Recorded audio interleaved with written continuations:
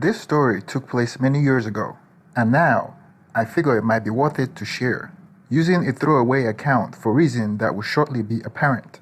And I am additionally going to be intentionally vague at times. A little bit about me. At a relatively young age, I was diagnosed with conduct disorder, which in my case was a nice way of saying I exhibit sociopathic traits. Antisocial personality disorder was the final diagnosis. I was in my teens at the time, after being treated with anxiety disorder and ADHD, and it unfortunately didn't happen after a run-in with the law. As a result, I would spend the next 20 years in therapy, first as part of a court order, and then just as a habit. I must admit, it's somewhat enjoyable to be able to be completely open and not have to censor myself or lie and pretend to be someone. The odd thing is, I was in therapy during the time where the dominant paradigm was that sociopaths were made and psychopaths were born. But my parents weren't abusive. I didn't suffer at the hands of my siblings, and nothing I can think of from my peers stood out as particularly extreme experience of bullying that the average person wouldn't be subjected to. So I am not sure why I am the way I am. I am not a particularly violent person, and I do have conscience and empathy, though both are heavily stunted, and I can switch them off at will if needed. Things that make me tear up in private won't even cause a muscle twitch if I'm in public, and the list of things that can do so in private have rapidly decreased as I age, unless I'm extremely drunk, and I do have what you would call a fear response, but as far as I can tell, it manifests differently than it does for normal people. It's purely a physiological thing, where I feel a full effect of adrenaline release into my system and become more concentrated and aware of my surroundings. It's actually quite the high, and I enjoy it. There's more to it than this, obviously. For example, I don't understand people who grieve the dead. I have never cried at a funeral or when one of my pets died, but that should paint enough of a picture of who I am. These traits of mine have given me, to my understanding, certain advantages in life, but most are beyond the scope of this story. As a final personal note, I should mention that I lost my first girlfriend at age 19 because 3 months into our relationship, I cheated on her with some girl I had met just out on the street. Never even got her name. We talked a little bit. I was on my game that day and invited her back to my place to have a drink. After I had excess with her, I was laying there and suddenly imagined my girlfriend walking in at that very moment, just thinking about the look on her face. Then I thought about how I would feel if I walk in on her, unclothed in bed with another guy. At the moment, I realized I had effed up, and I quickly got the other girl to get dressed and leave. What was worst, she was super nice about it and told me I should see about getting a therapy for excess addiction, not in a spiteful way, which actually made me feel sort of bad. I came clean to my girlfriend, and she dumped me, of course. But I always remember the thought I had after cheating and realized that I didn't want to do that to another person. To this day, I stand by this. This will be important later. So enter college. Unfortunately, due to the legal strictures imposed on me in my youth, I didn't get to attend until I turned 21, as I was on papers up until this point. There are more circumstances that helped with the delay, but that was the primary one. So here I am, 3 years older than the other freshmen, living off campus. As a creature of habit, my previous years had turned me into quite a homebody. I made a few friends, but didn't really have any romantic connection for years. I hooked up here and there, as one does, but on the whole, I was fairly alone.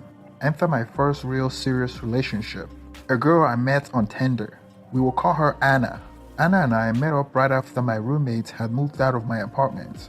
I had a 2-bedroom place for $500 a month, which was cheap even for the time, especially considering they allowed pets. Anna was looking for a place to stay, and I happened to have a room available for an incredible price. So I showed it to her. On our first date, I told her I would give her a tour of the room she would be staying in, and we spent the day in my room. Ultimately, turned out I was telling the truth. Now, Anna told me a few things about herself after we started dating. Turns out, her father owned a fairly successful business and gave her some money each month for living expenses. What a deal that was! I was working a tech support job at the time that had been exciting at first, but was beginning to wear on me. Oddly enough, this happened with every job I get, so I put in for an indefinite leave that involved a few white lies, and she and I essentially became unemployed with a monthly stipend to get us by. This was the state of things for over a year, and those were the good times. We ended up getting a dog together, and I love that furry little bastard more than any person alive. He's still with me to this day, though he's much older now and on his last leg, but I am hopeful he will last the year at least. Anna gets her own car, so now we have two, but things started to fall apart when the police came by one day and asked to speak with her. She left with them early in the morning. They knocked at the door. She answered it, came in and told me the police wanted to talk to her about something, and left. After a few hours, I still hadn't heard from her. I tried calling her phone, and it went unanswered. Finally, in the early afternoon, I got a phone call from the county jail, played the collect call message and everything, and provided her name as the one calling. Turns out she hadn't been given a monthly stipend from her dad every month. She just knew his account information and was accessing it without his knowledge or consent, and he filed a police report when he found out. She was being charged with misdemeanor fraud. She wanted me to bail her out. Okay, fine. I had done a stint in prison before, and I knew it wasn't fun. So I went through the process of finding a bail bondsman, using what cash reserve we had to deal with him, and getting her out. The whole thing was long and painful, and now she had to show up to court on a set date, and she had lost her job in the interim, even though she was only in there for about 4 days. So without an income source, I went back to my prior job and was fortunate that they were glad to hire me back. The timing almost couldn't have been better. They were just about ready to look for some new hire and had a project I could work on until they were actually ready. So I began to work pretty much the next week. Money problems solved. Of course, I also took the graveyard shift because it paid slightly better. I had to sleep during the day now, and our time together was cut into as a result, but it made things workable. Unfortunately, Anna now had too much time on her hands. She would often walk our dog around the neighborhood just to get out of the house. That's how she met Steve. Steve was a guy who lived a couple of neighborhoods away and had a dog of his own. He would go running with his dog a few miles every few days, and on one of these days, he happened to cross paths with Anna. To this day, I don't know exactly how it happened, and I don't exactly care either, but they become, shall we say, fast friends. Steve smoked weed. Anna also smoked weed. I didn't, not out of any sort of principle, but because I didn't like how it made me feel. Unless I was commensurately drunk, it always gave me what one might call a bad trip. I am talking hallucination and full-on dissociation. I am not sure if it has anything to do with my sociopathic tendencies, but I do know that I don't like the stuff, but I am fine with others partaking. Suddenly, within a few weeks, Anna and Steve are spending a lot more time together. Steve doesn't have a car, so Anna drives him to his job because that's what friends do. This is when I started noticing red flags, though I didn't realize how common they are among cheaters at the time. Anna starts fighting with me over small comments, even things that are hard to interpret as anything other than a joke. Things like, think movie quotes, and you will get an idea. Little things I do begin to annoy her that previously she loved. Her phone becomes glued to her hand, and she seemed to think typing away under a blanket means she's being subtle. Her lock screen password has been changed. Here's the thing. Remember my tech support job? Yeah, I am actually very good with computers. Anna is not, so I help her set up her phone. I set up and maintain all the equipment for internet and Wi-Fi. The whole apartment network was built by me. So what do? I got into investigative mode. First, suddenly got her new phone passcode. It takes me a few trials, since she was somewhat aware of me. but I eventually see over her shoulder once when she unlocked her phone. Next, I used Wireshark to start watching network traffic on my wireless network. This seems like a good middle ground until I can actually get access to her phone. And third, I install a keylogger on our shared computer and get the password to her email address and social media accounts. Facebook and its messaging service were in widespread use by this time. Now, here is where things get interesting. I checked her email. Turns out I didn't even need to log in. She failed to log out after her last use and find a sent email to a different friend of hers mentioning how they ran into Anna and Steve at Walmart a week back and talking about how Steve was hot. Odd. So I end up asking her about it, saying that I was auditing our wireless network for intrusion attempt and saw she sent that email because she didn't encrypt it. She got defensive at first, saying that I should have told her if I was going to spy on the internet. I said I didn't think I had any need to at the time, and again asked her about the email. She said I should have come to her without jumping to conclusion or accusing her of something. I calmly pointed out that I was doing exactly that. After I said that, she forced herself to calm down and said she really meant me, not Steve, and just hadn't read the email closely. Seems plausible on the surface, since Steve's name had only come up once and it was her friend who said it. So I openly accepted this information and asked that she just correct the misunderstanding with her friend, which she did right in front of me to prove she was doing it. I didn't bother pointing out how empty a gesture this was, how immediately defensive wasn't the only red flag she had been displaying, or that she and I hadn't run into any of her friends while out and about lately. Cue a few weeks later, I'm still trying to find a good time to get access to her phone, and she tells me she's going to visit her family in the city about 2 hours over the weekend. I can't go because I have work. She's fine with this, of course. I see her off, then goes back to the computer and check her account. Nothing immediately jumps out as far as messaging or emails, but I do find a search history, a bed and breakfast in the area she said she was going to go. How odd that someone who was going to visit family would be looking up hotels. She's silent the entire weekend. No phone call, no text, no nothing.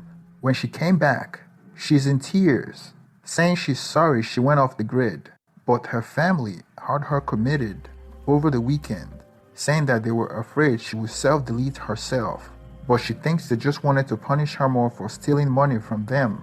So I hugged her, tell her it's okay, it's not her fault, I still love her, and etc. If she's going to lie to my face, I will respond in kind, but this seems to put her at ease. And soon after I get my chance at her phone, she falls asleep while watching something, and her phone was left on the charger. Perfect. So I disconnect the phone, walked into the other room, unlock it, and go through her messages. What I found wasn't surprising in the least.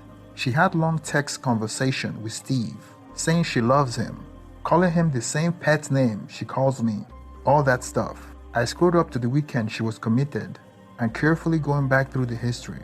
Sure enough, there it is. They planned on spending the weekend together at the bed and breakfast she looked up, leaving me alone to take care of the dog and wonder if she's even alive, why she had excess with another man. This was when I had an epiphany that I have never come back from. Wouldn't be much of an epiphany if I had. That feeling of not wanting to hurt someone by cheating on them that I, a diagnosed sociopath, had when I lost my first girlfriend due to cheating on her. The realization that I had effed up and the decision to come clean immediately. Anna didn't have that. I want you to think about that for a moment and the implication it would have for me personally. So what did I do? Go in there, tell her I knew everything, and break up with her in an epic relationship-ending fight? No, I didn't do a thing. I went back into the bedroom, plugged her phone back in, climbed next to her, and kept watching the show. Well, that's not true. I plotted. She woke up and I smiled, kissed her, and acted like nothing was wrong. I had flipped the switch. She wasn't my girlfriend anymore. She just didn't know that I knew it. For the next 3 days, I acted completely fine whenever she was around. But I had a plan. After thinking about it while she slept, I knew she would go to Steve's house to smoke weed. At the time, in my state, possession of weed was a big no-no. You face 6 months in jail for having it, and the police had testing kits that they would use in the field, or whatever you call it. Now, unfortunately, I didn't know where Steve lived, but I had a rough idea. Anna would take her car to visit him.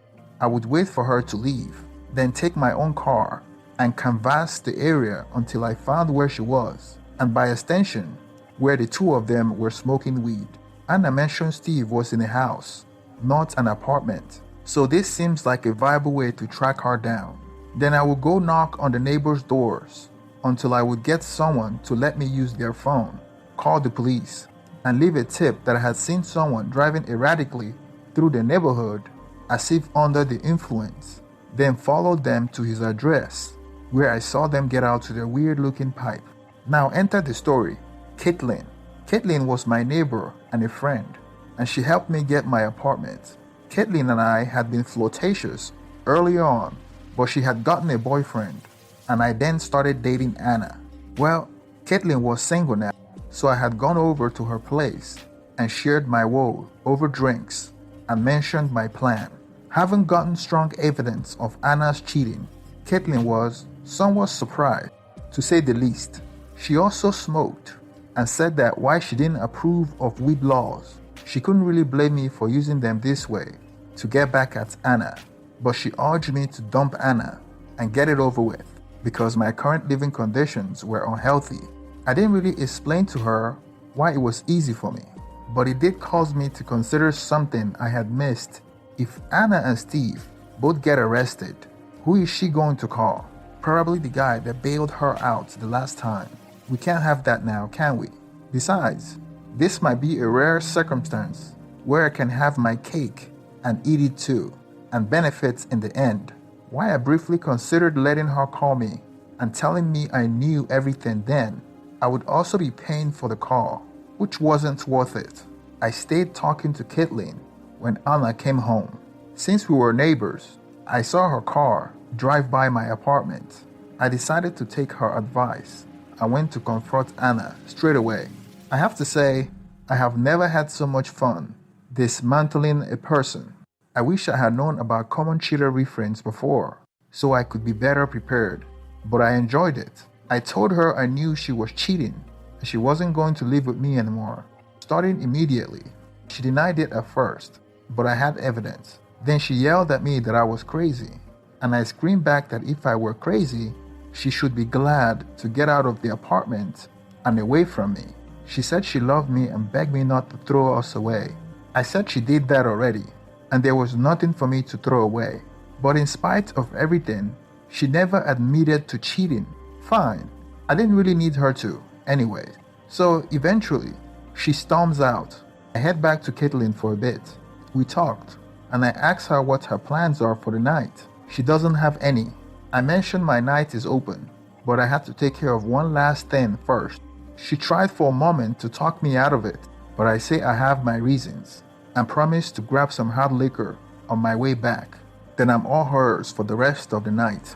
I leave my phone in my apartment and head to the neighborhood I know Steve lives in. I drive up and down the streets, and before long, I spot Anna's car. I made a note of the house she parked at. It's in the driveway, which is good. I will be less sure if it was on the street. I parked a little down the road, then I walked back and start knocking on doors. The first neighbor isn't comfortable letting me borrow their phone. The second one is, but insists on standing there. I pretty much followed my planned dialogue, but added that I followed the car from a couple of streets away because they sideswiped me while they were drifting, and made sure I mentioned that the two passengers got out. They were both walking funny. They asked for their address and said an officer would be there shortly and requested that I wait nearby to give a statement. I said sure. I did wait nearby but I didn't want to talk to the police or get directly involved in any way. So I just stayed in my car as far as I could while still seeing the house. Minutes later, 2 police cruisers pulled up to Steve's house and walked to it. I waited with bated breath. Nothing else happened for close to half an hour. Then both Steve and Anna was brought out in handcuffs. I still remember the rush of euphoria I got from that scene. I couldn't see her face, but I like to think she was crying. After the police left with Steve and Anna in tow, I went to the store, got the nicest whiskey bottle I could find, and went back to Caitlin. She asked me how it went, and I told her it went as well as I could have hoped. We spent the night drinking, watching Netflix, playing games, and ultimately slept together. Turned a horrible night into one of my better ones. I didn't really do much follow-up with Steve and Anna. I just kept an eye on their cases as much as was publicly available. I saw they were booked and what the charges were. I don't know what their ultimate sentences was, but Steve was facing up to 6 months easily, and Anna could face over a year with the drug and fraud charges combined. And I still had my dog. Caitlin and I didn't really work out long term, and we never got serious. She ended up moving out of state a few months later, and I lost contact with her. After my own lease was up, I also moved. I never had to see Anna again. Unfortunately, this was the beginning of a trend of always being cheated on, which has made it hard for me to give a SHT about people, something that's already more difficult for me. This was the first though, and the one where I feel I really wound up better off immediately afterwards. But every time after this, it didn't hurt when I get cheated on. It got me excited, because most of the time, I have to play in your world. When you cheat on me, that's when we're playing in mine, and I'm going to be so much better at it than you are. So here's my reaction. Well, the original poster is not only sociopathic, he also lacks the ability to pick decent girlfriends. That is why all his girlfriends have been cheating on him. See, Anna lied to him about getting money from her father, and even when he found out that she lied to him and was stealing from her father, he still bailed her out. So she didn't only betray her father, she betrayed him too. But he lacks the ability to judge character. If she lies to her father, what did he expect her to do to him? So he still lived with her, he still slept with her, even though he knew she lied to him and she lied to her family. And she's a thief, so can't really judge her for that because she knows who she is. So this story is more about an expose on the original poster, not really his girlfriend, because she's already a proven criminal. And the sad story here is the original poster is blaming women for cheating on him, why he is the person that's picking these terrible women, even though he knows that the women are terrible. He continues to stay with them in the relationship till they cheat on him, and then he acts surprised. I think he's a bit delusional, thinking that he's playing a game. He's playing a game with himself and wasting his time. If a girl shows you who she is, believe her. If she steals from her family, believe her. She's a thief, she's a liar. It's not a very far stretch from being a thief to being a cheater. So if a girl will lie to her family, steal from her family, she's definitely going to cheat. So the moral of the story is, if somebody shows you who they are, you believe them and get out of that relationship, instead of blaming them when they actually do what they already showed you that they would do. Please don't forget to like and subscribe. Please hit the like button so the algorithm will promote this video. Thank you very much and have